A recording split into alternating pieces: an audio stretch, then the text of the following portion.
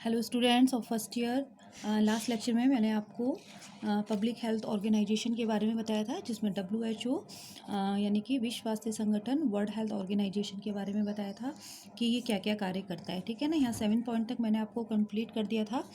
अब next topic है बच्चों, इसी के अंदर नियमित प्रतिरक्षीकरण के कार्यक्रम, यानी कि जो इम्यूनाइजेशन होती है, प्रतिकारिता होती है, उसके को कैसे लाया जाता है, टीकाकरण के द्वारा। ठीक है ना, तो अब आपका जो टॉपिक है वो है नियमित प्रतिरक्षीकरण के कार्यक्रम, यानी कि टीकाकरण की बच्चों को बहुत सी बीमारियां हो जाती हैं जिनके बचाव के लिए उनको टीके लगवाए जाते हैं। ठीक है, टीकाकरण। तो बच्चे भारत की एक अनमोल निधि है और देश का भावी भविष्य उन्हीं के ऊपर होता है, इसलिए भविष्य को सुरक्षित रखने के लिए उनका स्वास्थ्य उत्तम रहना अत्यंत आवश्यक है। बच्चों को 6 जानलेवा खतरनाक बीमारियां जैसे टिटनस है, क्षय रोग है, डिप्थीरिया है, काली खांसी, पोलियो और खसरा रोगों से बचाएं। हर साल भारत में लगभग 2 लाख बच्चे इन 6 खतरनाक बीमारियों से या तो मर जाते हैं या अपंगता या दिमागी कमजोरी जैसे भयंकर रोगों से पीड़ित हो जाते हैं। इसलिए इन 6 जानलेवा खतरनाक रोगों से बचाने का सबसे सस्ता, सुगम, सरल, सुरक्षित और अचूक उपाय क्या है? टीकाकरण। विश्व स्वास्थ्य संगठन ने मई 1974 में विश्व टीकाकरण के लिए कार्यक्रम तैयार किए एवं पूरे विश्व में इस कार्यक्रम को चलाया भी गया।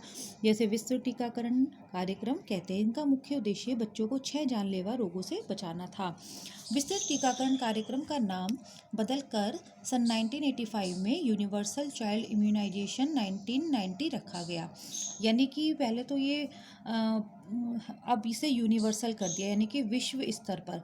भारत में यूनिवर्सल इम्यूनाइजेशन कार्यक्रम नवंबर 1985 में श्रीमती इंदिरा गांधी की यादगार में शुरू हुआ था। टीकाकरण, रोग प्रतिरक्षण, इम्यूनाइजेशन। टीकाकरण बालक का जन्मसिद्ध अधिकार है, स्वस्थ रहने के लिए सबसे अच्छा और सस्ता उपाय भी है। और भारतवर्ष में निम्न 6 जानलेवा बीमारियों से लाखों बच्चे मरते हैं। वो कौन कौन सी है? टिटनस है, पोलियो है, डिप्थीरिया है, काली खांसी है, टीबी या तपेदिक और खसरा ये मेजल्स है। टीकाकरण करके बालकों को इन सभी बीमारियों से बचाया जा सकता है, अतएव ये टीकाकरण से बचाव वाली बीमारियां कहलाती हैं। नेक्स्ट आता है कि टीकाकरण क्या है। टीकाकरण किसी रोग के तत्व या उसके जहरीले पदार्थ का वह संपाक होता है जिसका सेवन करने पर वह विशिष्ट प्रकार के प्रतिपिंडों को प्रेरित करता है। अन्य शब्दों में टीकाकरण सक्रिय प्रतिरक्षा को उत्पन्न करता है, यानी कि टीकाकरण के माध्यम से शरीर में एंटीबॉडीज उत्पन्न हो जाते हैं जो रोगों से रक्षा करते हैं, रोग प्रतिरोधक क्षमता को बनाए रखते हैं। टीका कितने प्रकार से तैयार किए जाते हैं? जीवित टीके, मृत टीके और जीव विषयक। अब जीवित टीके यानी कि जो जीवित जंतु के बॉडी में से टॉक्सिन्स निकालकर बनाए जाते हैं, जैसे BCG, पोलियो, मुंह देने वाला, पीत ज्वर और खसरा। मृत टीके यानी कि जो मृत जीवों से, जैसे मोतीझरा, हैजा, कुकुर खांसी, अलर्क, ताउन, इन्फ्लुएंजा। और जीव विषयक यानी कि जीवों के टॉक्सिन्स से बनाए जाते हैं, उन्हें कहते हैं रोहिणी और धनुषवाय।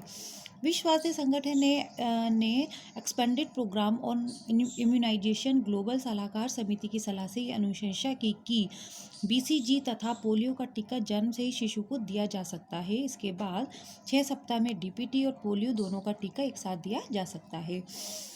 अब देखें कि अलग अलग स्केल पर, जैसे कि वैक्सीन फॉर स्मॉल पॉक्स की जो छोटी माता है, जिसे हम चेचक भी बोलते हैं, उसके लिए वैक्सीन्स कौन से निर्धारित किए गए। छोटी माता को चेचक के नाम से भी जाना जाता है। एक ऐसी बीमारी होती है जो वरिसेला जोस्टर वायरस से पैदा होती है।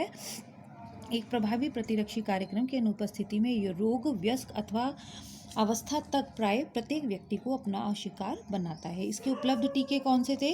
छोटी चेचक को टीका लगाकर रोका जा सकता है। पहली खुराक इसकी 1 वर्ष की आयु में और दूसरी खुराक लगभग 4 से 6 वर्ष की आयु में दी जाती है। चेचक की एकल खुराक से इसके होने की 70 to 90% संभावना घट जाती है, यानी कि जो पहली खुराक होती है जो 1 वर्ष में दी जाती है, उससे इसकी संभावना 90% तक कम हो जाती है, और इसकी 2 खुराकों से इसके घटने की संभावना इससे भी अधिक हो जाती है। ये टीका विकासशील देशों में व्यापक रूप से उपलब्ध नहीं है। चेचक टीका एक जीवित दुर्बल टीका होता है और इसे कमजोर प्रतिरक्षी तंत्र वाले लोगों के लिए नहीं सुझाया जा सकता, यानी कि जिनके अंदर वीक इम्यूनाइजेशन पावर कम होती है, उनको ये नहीं दिया जा सकता। इम्यूनिटी जिनके अंदर वीक होती है। यह एकल टीके के रूप में उपलब्ध है और कुछ देशों में यह MMRV टीके यानी कि मेजल्स मम्स मेजल्स रूबेला और वायरस के रूप में भी उपलब्ध है, वेरिसेला वायरस के रूप में भी उपलब्ध है। ओके गर्ल्स, मिलती हूँ इसी के नेक्स्ट टॉपिक के साथ आपको। Thank you.